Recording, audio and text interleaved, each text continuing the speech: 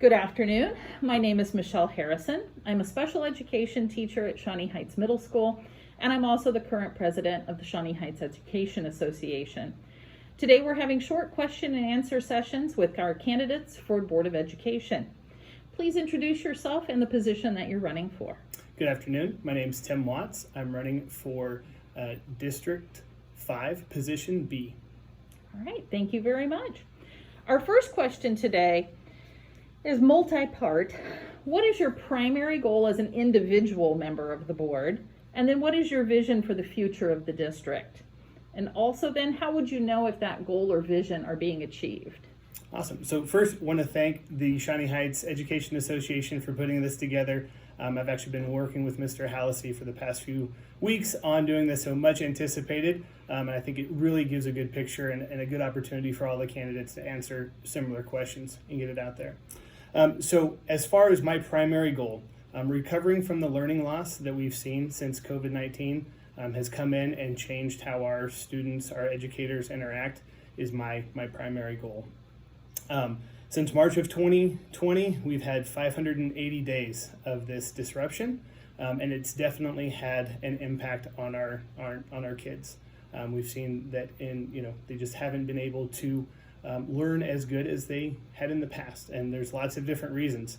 It doesn't mean that what we did wasn't the needed, but it does mean that we need to address it going forward. So ways that we could measure this would be state assessments, FastBridge results, social emotional surveys, and academic watch list results. I believe we need to create a regular cadence to review these metrics monthly, discuss progress, and ensure we are able to adapt in real time to keep the focus of the goal on educational recovery.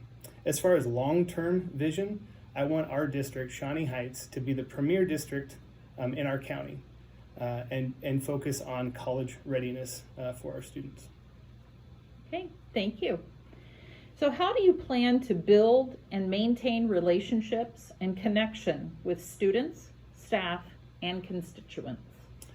So I think the first part here is to be approachable and be available to everybody in the district. We have to be prepared to have discussions on even the most difficult conversations.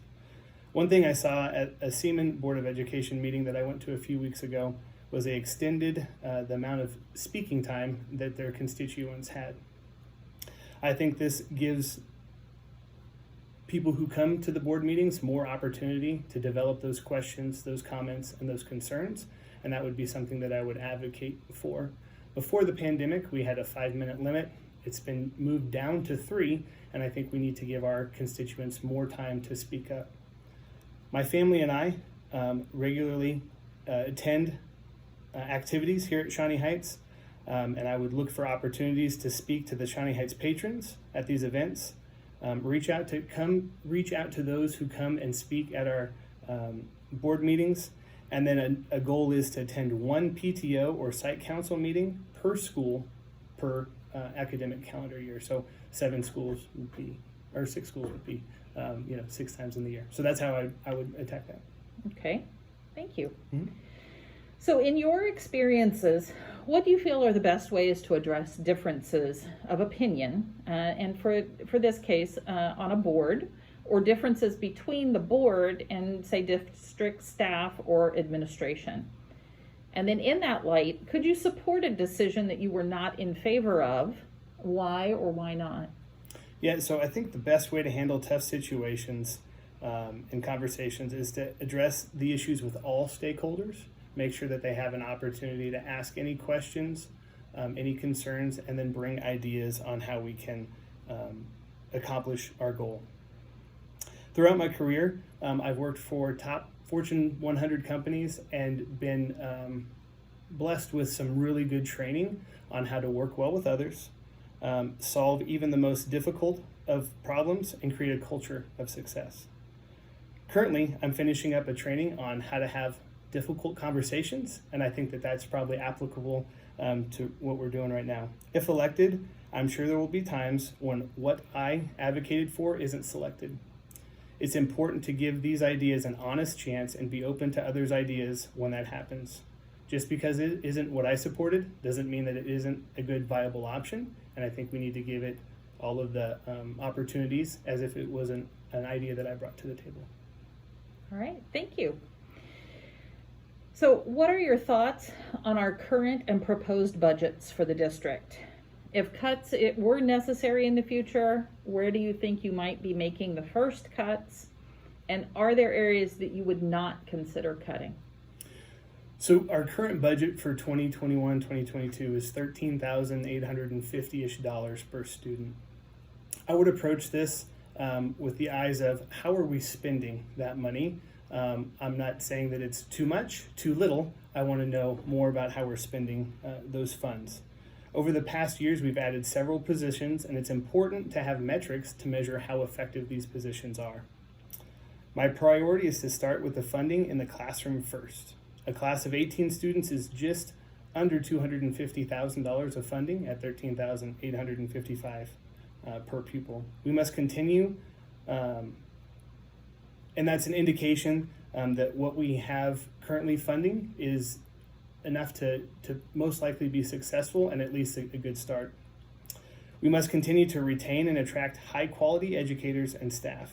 If cuts were needed, I would suggest funding the classroom first and then looking at any expense outside of the classroom. All right. Were there areas that you would not consider cutting?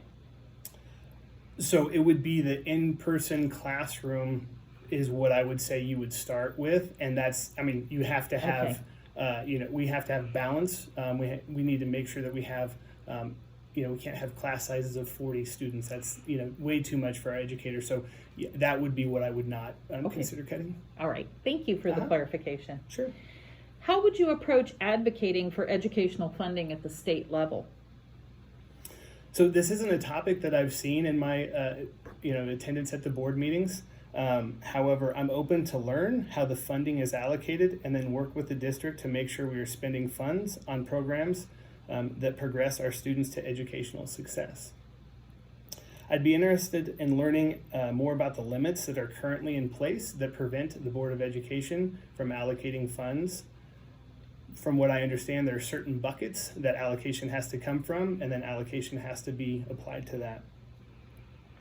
One specific example would be the funding that is allocated for laptops for our juniors and seniors. During this important time and unprecedented challenges, we're going to spend just over $700,000 on the laptops, and that doesn't include maintenance to any of them that get damaged. I was told that this funding had to be used on technology resources for the students. I would like to know why the Board of Education had to spend these funds on this and why they weren't given the option to spend it on additional educators, staff, or reduce fees that our community has to pay. Okay, thank you very much. Mm-hmm. So your final question today is the question that is coming to you from a high school student. The random generator selected question number 2 for you. What do you feel is the biggest issue facing the district that we have not already addressed?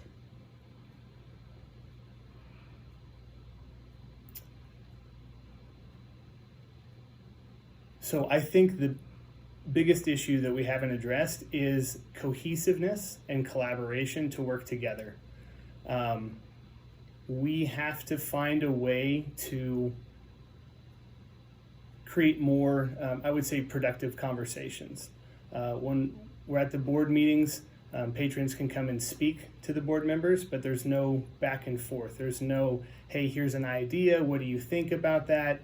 Can you ask me, some clarifying questions, and can we actually work through something? So one thing that I brought up in the spring of 2021 actually was, creating an advocacy group that would have parents, a couple Board of Education members, and then some educators that would meet on the off weeks when this Board of Education doesn't get together, and try to find ways with the parents and the educators and the Board of Education. I think that there are things that go on behind the scenes as far as with our administration and our staff, and there's different meetings that you guys have, but I don't think that we've integrated that with the parents, and so somehow creating a way to where we can come together and just bring ideas and have an honest conversation and ask a question that's not in 3 minutes, and then you don't know if you're going to, get a response, or Board of Education members speaking at the end of a meeting and not having an opportunity to ask them, clarifying questions. So to me, cohesiveness with the whole, not just the whole community, right? So not just the 3,600 students and 650 staff, but also including the voters and the parents. Okay, thank you very much for your time today. Thank you for your interest in becoming a board member for our district. Thank you.